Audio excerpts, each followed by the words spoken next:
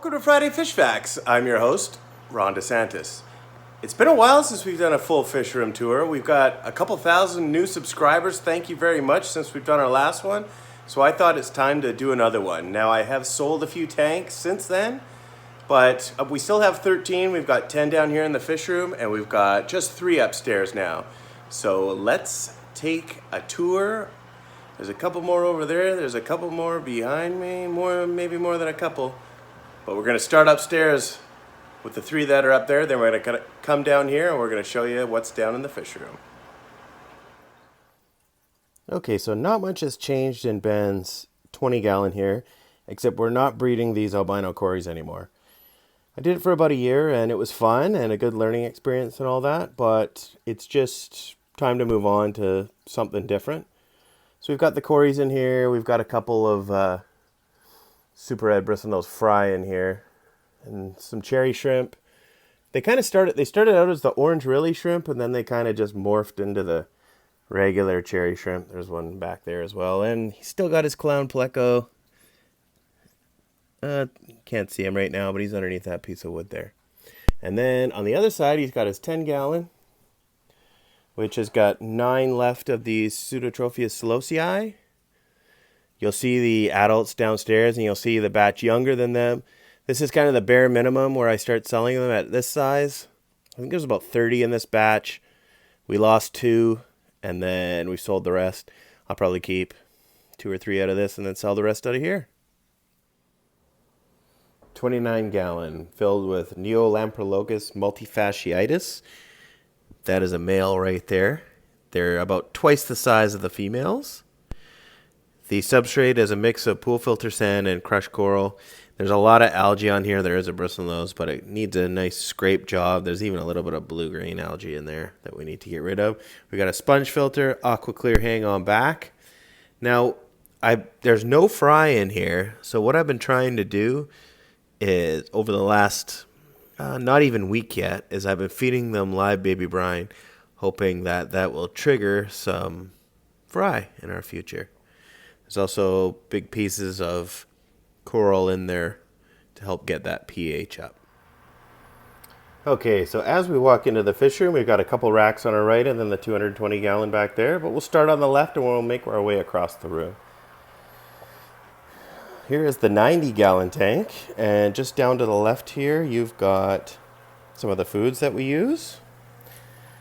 We've got, this is good for the African cichlids because they don't want too much meat in their diet. The ones that I have, the mbunas, not the shell dwellers. Here's the veggie rounds, good for them as well, and the plecos. Tetracolor granules, I like them. This, I don't normally buy this, but I didn't actually buy this. Somebody gave it to me, so it's not expired, so I'm using it. This is the higher protein pellets that are good for some of those plecos that require more meat in their diet. We've got some bug bites. And we've got some other kind of bug bites there. And this is what we're feeding our shrimp mostly, which is the fluval shrimp granules. And I think that's about it. We've got some other bug bites in here. And we've got some almond leaf. Okay, let's continue with this tour. We got a flashlight down here, which we'll use for combination of our brine shrimp hatching and looking in pleco caves. So we've got, this is a super red breeding group in here. There's 6 adults in here. And then we've also got some angelfish. We've got the koi, and we've got the Philippine blue. We've got 4 of each. And we've got neon tetras, rummy nose. There's a blue phantom somewhere in here. And this is dwarf Sagittarius, this plant along the bottom here. You've got a crypt there, Anubias. This was sold to me, those were sold to me as broadleaf crinums. They're not, but they're still super cool. I don't think they are, at least. That's Bacopa in the front right. And you've got some bandit cories back there. And that super red right in the back, which is, sorry, I apologize for the glare. He's the dad of most of the fry that we've had. And there's fry right up here. I've taken some of them out and moved them into some other tanks, just kind of 2 or 3 to another tank just to get them growing. I'll have to move these guys out soon as well. And we've got our micro worms back here. Sponge filter and AquaClear 110 on this one. And you'll see down at the other end there's a pump that runs all the sponge filters for these tanks. Then we've got a 20-gallon long here, which has orange shrimp. There is a super red bristlenose fry on the back, and orange shrimp. Some of these plants are like the 1-2 grow plants. And you've got a Java fern in the middle. Moss ball there. I really like this tank. Ashley did this tank. This is the newest scape tank in our fish room. Some molt from shrimp there. It's a good sign. Down below we have some new guppies to the fish room. I love these ones. These are the Dumbo ear mosaics. We've got a trio, and you can already see there's a bunch of fry in there. I mean, it's kind of dirty in here, but... And some low-grade cherry shrimp. There's an auto sinkless in here. There's one. I know you're not supposed to have one, but there is one of these remaining Corridoras. So it's living out its life in that 10-gallon. Again, sponge filters on those. Over here we have Pseudotropheus Saulosi, the adults. There's the male right there. And then those 2 big females there. Oh, actually, no, that one there. That one there, they're the 2 females that have bred. And we've got all these fry. We've sold a bunch of these fry, different batches. I've been selling them for the last 6 months probably. We've got very soft water. So we've got crushed coral in here. There's a calico bristlenose on the back there. This is all crushed coral substrate. And I didn't mention in this shrimp tank here, this is fluval stratum mixed with black sand. Jungle Val in the back. And a hang-on back filter that comes with a 55-gallon set. And most of my lights are Nacru from Amazon. Down below we have another 40 breeder. This is growing out a bunch of super reds. Now they've just had their first batch of fry in here as well. These are the koi Tuxedo Guppies. I had a problem with a giant piece of driftwood that I'd found in a lake that I'd had in here that just started disintegrating, and there was mulm everywhere. The pH started crashing and I started losing these guppies, so I took that out. Just one sponge filter in here, but I am going to be adding a second one pretty quick.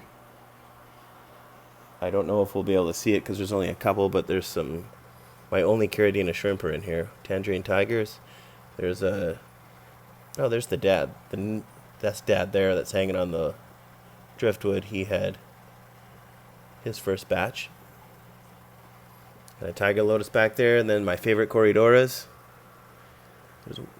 They're hanging out in there. They're tough to see. Those are the Adolphi, or Adolfio, if you want to say it. You can see I don't really clean the glass that often. / almost never. And there's some petricolas in here too. These guys just came out. Moving over here, this substrate is fluval... Sorry, no, this is Seacam fluorite, the black sand. And the fish in here are the blue Hawaiian Moscows from Luke Roebuck's line that I got from Bentley Pascal maybe 2 years ago. These guys, I'm selling these guys right now as well. Big Bulbitis in here. There's some cherry shrimp in here, and there's a pair of just your standard albino plecos, bristlenose in there. A bunch of mystery snails. Or no, sorry, Malaysian trumpet snails, not mystery snails. Got a Crip, Monte Carlo. Sponge filter as well. Dropping down here, we've got our DIY brine shrimp hatchery here. This is Amelia's tank. So you've got some harlequin rasboras, a couple glowfish, and some coolie loaches. Some Java fern, a big anubias, a pineapple. And then we'll swing on over to the 220 gallon here.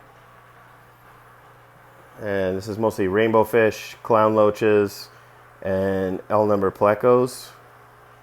There's some albino threadfin acaras in here as well.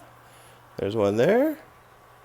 You've got some blood parrots, a couple in there. It's going to be hard to see the plecos, but there's a sunshine, a royal. There's a Colombian zebra pleco. There is a butterfly pleco, the L52. Yeah, I'm probably forgetting. L66 king tiger is in here. But let's drop a scallop in here. Oh, there's a bala shark too. See these guys go nuts on them. I give them scallop or prawn maybe once a week. Mostly because I like watching them eat it. The substrate in here is Seachem fluorite and mostly pool filter sand.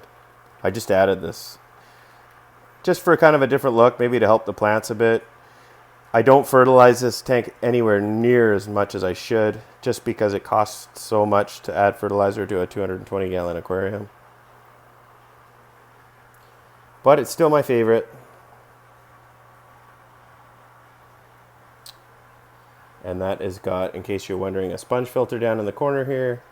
And then Fluval FX6. Then I got a bunch of like extra hang-on backs, junk like that. I got bags, my nets, everything in here. My chemicals, I save all my bags because I reuse them for selling fish. And then we've got one last rack here. We have a failed attempt at breeding the L260 Queen Arabesque. I bought 5 about a year ago, and I have 2 left. So not only did they not breed, I lost 3. And then you got a bunch of cherry barbs amongst this Java fern in here. Let's see, there's one in the cave right there, actually. And then in the tank below, I did have, well, I had 9 German Rams. I thought I had 8. So I took the 8 out, and then I was like, oh, I have 1 left. So this one's up here now. And then right below, I've got the newest batch of Pseudotropheus Saulosi. This tank is a hospital tank, a fry grow out tank, a whatever I need it to be at the moment tank. The last group of fry to grow out in here were the Super Reds. Well, I hope you enjoyed the tour. If you have any other questions, please ask me down in the comments, and I'd be happy to answer them for you. Join me next week for another edition of Friday Fish Facts.